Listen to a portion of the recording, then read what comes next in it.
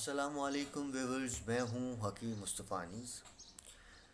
میرا clinic society office block 2 P C H S near model school پہاڑی والا ہے۔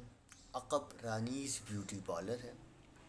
میں گزشتہ 12 سال سے حکمت کی پریکٹس کر رہا ہوں اور الحمدللہ میں نے کراچی قاسمیہ طبیہ کالج سے جو ہے وہ حکمت کا پراپرلی طور پہ ڈگری لی ہے، اور لاہور طبیہ کالج سے میں نے کچھ سرٹیفکیشن کری ہے۔ تو ہمارا جو علاج ہے یا جس مقصد کے اوپر ہم علاج کرتے ہیں اس کا تعلق جو ہے وہ نفسیاتی کے اعتبار سے، جس کو نفس شناس بھی کہا جا سکتا ہے۔ تو ہم نفس کو دیکھتے ہوئے جو ہے وہ کسی بھی مرض کا یا کسی بھی پرابلم کا علاج کرتے ہیں۔ تو جو میری خصوصیات ہیں اللہ کے حکم سے، وہ فیمیل پرابلمز، انفرٹیلیٹی پرابلم، اللہ نہ کرے لیور پرابلم اور اسٹمک پرابلمز کے اوپر میری زیادہ جو ہے نا وہ میری عبور حاصل ہے۔ اور اللہ کے حکم سے، اللہ کے احسان سے، کیونکہ حکمت ایک سمندر ہے تو اس میں تو الحمدللہ ٹاپ ٹو باٹم ہر مسئلے کا شافی علاج کیا جاتا ہے۔ اچھا، آج کا جو ہمارا ٹاپک ہے اس کا تعلق گال بلیڈر، پتا کہا جاتا ہے۔ یہ ہمارے پیٹ کے اوپر داہنی طرف جو ہے نا ہوتا ہے۔ اس کا کام آبزرو کرنا ہے، اس کا کام جو ہے وہ چیزوں کو جو ہے وہ اپنے اندر رکھنا ہے۔ اس کا کام جو ہے وہ بیسک طور پر جو ہے وہ جتنے بھی آپ کی باڈی کے اندر فیٹس ہیں ان کو ایبزورب کرنا ہے، ان کو جو ہے وہ ڈپازٹ کرنا ہے اپنے اندر۔ جب بندہ کھانا کھا لیتا ہے، جگر پراپرلی طور پر دیکھا جائے تو ہمارے خون کو بناتا ہے، ہمارے لبے کو تقویت دیتا ہے۔ تو جو بھی ہماری باڈی کے اندر فیٹس ہوتے ہیں ان سب کو یہ پتا جو ہے وہ ایبزرو کرتا ہے۔ کھانا کھانے کے کچھ دیر کے بعد جب باڈی ریلیکس موڈ کے اندر آتا ہے، جب غذا اپنے پروسیس ہونے کے موڈ میں آتی ہے، جب جگر اپنا کام شروع کرتا ہے، تو پھر یہ پتا جو ہے وہ سارے کے سارے فیٹس کو اپنے اندر ڈیزولو کرنا، اپنے اندر جمع کرنا شروع کر دیتا ہے۔ تو اس پتے کی مدد سے اگر یہ پتا آپ کا صحیح ہوگا تو باڈی کے اندر آپ کے فیٹس نہیں بنیں گے، یا باڈی کے اندر آپ کے کوئی بھی جو ہے نا وہ انفیکشنز نہیں ہو پائیں گے، یا آپ کا جو باڈی کا ویٹ ہے وہ پراپرلی طور پر بہت زیادہ بڑھے گا نہیں، کیونکہ میں نے کہا کہ اس کا تعلق اسٹمک پلس لیور سے ہے۔ جب خون صاف ہوتا رہے گا تو باڈی کے اوپر دیکھیے ویٹ بڑھنا ایک الگ چیز ہے، باڈی کے اوپر چربی آ جانا یا فیٹس آ جانا یا سوجن آ جانا ایک یہ الگ ٹاپک ہے۔ تو یہ ویٹ بڑھ جانے کا جو امپیکٹ ہے اس کا تعلق تو غذا سے بھی ہو سکتا ہے، موسم سے بھی ہو سکتا ہے، پانی سے بھی ہو سکتا ہے، زیادہ کھانے پینے کی وجہ سے بھی ہو سکتا ہے، خون کی کمی کی وجہ سے بھی ہو سکتا ہے، لیکن باڈی پہ سوجن کا جو امپیکٹ ہے وہ اس کا تعلق کہیں نہ کہیں پر جو ہے وہ آپ کے پتے کے ساتھ جو ہے وہ نظر آ پاتا ہے۔ دیکھیے پتا ریموو کرنا تو یہ تو کوئی علاج نہیں ہوا، کیونکہ دیکھیں پتا جب آپ کے سارے فیٹس کو اندر جمع کر رہا ہے، جب وہ فیٹس باڈی میں پتا جمع نہیں کرے گا تو پھر تو وہ تو آپ کی باڈی میں ڈپازٹ ہوں گے، جس کی وجہ سے باڈی کے اوپر سوجن بھی آئے گی، پیٹ پھول بھی جائے گا، سوج بھی جائے گا، اور اس کے اندر بہت زیادہ جو ہے نا وہ کانسٹیپیشن کا امپیکٹ بھی ہو جائے گا، باڈی میں ویکنس والا امپیکٹ بھی ہوگا۔ تو یہ بہت سارے امپیکٹ ہیں چیزوں۔ تو پتے میں پتھری اگر ہو جائے تو کس کو کس طرح سے ٹریٹ کیا جائے، یا کس طریقے سے اس پتے کی پتھری کی علامات کو ظاہر کیا جائے، یا پتے میں کوئی خرابی ہے تو اس کو کس طرح سے ظاہر کیا جائے۔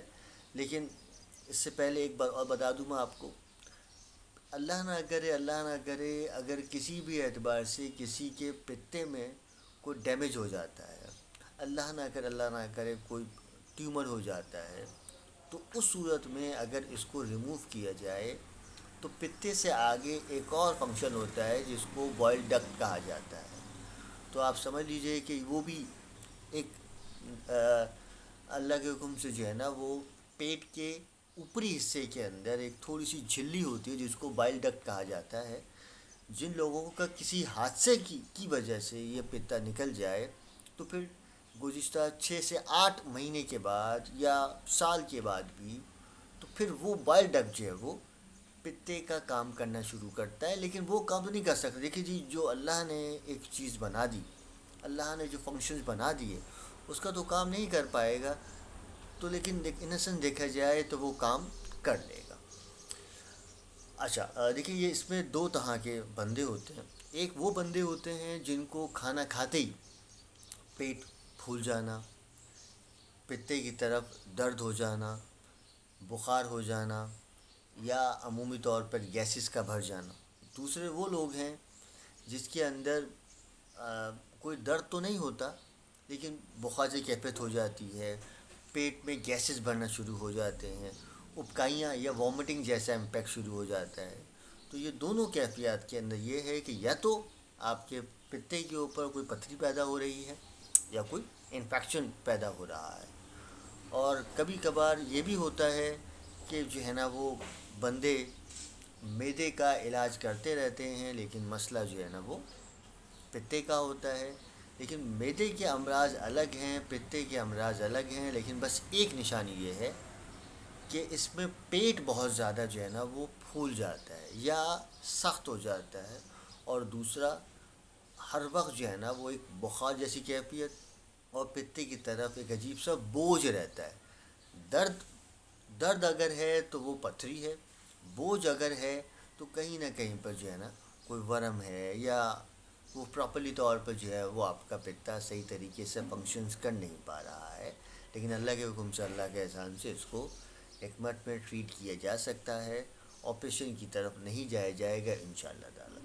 اچھا، اب جن لوگوں کے بھی پتے میں کوئی ایشو ہے یا یہ ساری علامات ان کے ساتھ چل رہے ہیں تو فی الحال وہ 2-3 کام کریں تو انشاءاللہ تعالی اس سے ان کو بہت فائدہ ہوگا. لیکن کسی بھی دیکھیں کوئی مسئلہ ہو جائے تو اس میں تو ٹوٹکے کام کرتے ہیں، لیکن جب مرض ہو جائے تو پھر وہ ٹوٹکے کام نہیں کر پاتے. تو اس کی وجہ سے آپ کو کسی ماہر طبیب کی ضرورت پڑے گی اور اللہ کے حکم سے، اللہ کے احسان سے آپ لوگ کسی بھی مرض کی صورت میں مجھ سے رابطہ کر سکتے ہیں. اچھا، سب سے پہلے تو جب بھی کھانا کھائیں تو کوشش کریں کہ ساتھ میں گڑ کا استعمال کریں. دوسرا، اپنے کھانوں میں انجیر کا استعمال بڑھا دیں. تیسری بات یہ کہ لہسن اور ادرک کا استعمال تھوڑا سا بڑھا دیں. چوتھا، سونٹھ، میتھی دانہ، میتھرے اور اجوائن. سونٹھ،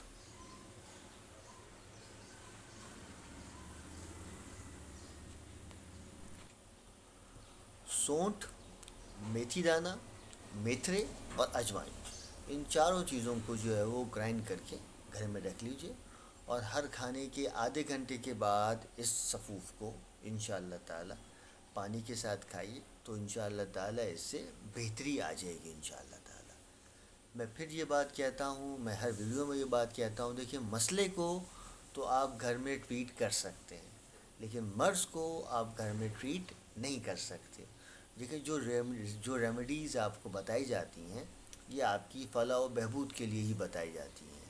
لیکن جو ریمیڈیز ہیں، جو بھی مسئلہ ہے شروعاتی اسٹیج میں، تو وہ ریمیڈیز آپ کو ثم انشاءاللہ اللہ کے حکم سے 100% فائدہ پہنچا پائیں گی. اور اگر وہ ایک مرض کی صورت اختیار کر لیتی ہیں تو پھر یہ ریمیڈیز کام نہیں آتی ہیں. تو اس کی وجہ سے اپنی صحت کا خیال رکھیں، اپنے پیاروں کا خیال رکھیں. کراچی میں شدید گرمی ہے تو گرمی سے بچاؤ کے لیے برف کا پانی نہ پیا جائے. جتنا ہو سکے ککڑی ہے، کھیرا ہے، نیبو ہے، ان کا استعمال کریں. اور میں جانے سے پہلے ایک بار اپنی ریمیڈی کو ریپیٹ کر دیتا ہوں. میں نے کہا کہ ہر کھانے کے ساتھ گڑ کا استعمال کریں، انجیر کا استعمال کریں، جتنا ہو سکے لہسن ادرک کا استعمال کریں. جو بھی کھانا کھائیں وہ شوربے والا کھانا کھائیے. سونٹھ، میتھی دانہ، میتھری، اجوائن، ان چاروں چیزوں کو گرائنڈ کر کے ہر کھانے کے بعد آدھا چمچہ پانی کے ساتھ کھائیے، اور مجھے دعاؤں میں یاد رکھیے، اور کسی بھی مرض کی صورت پہ رابطہ کر سکتے ہیں۔ اب میں لیتا ہوں آپ سے اجازت۔ اللہ حافظ، ملتے ہیں نیکسٹ پروگرام میں کسی اچھے ٹاپک کے ساتھ۔ خوش رہیے، آباد رہیے، اور اپنی حفاظت کیجیے۔ اللہ حافظ۔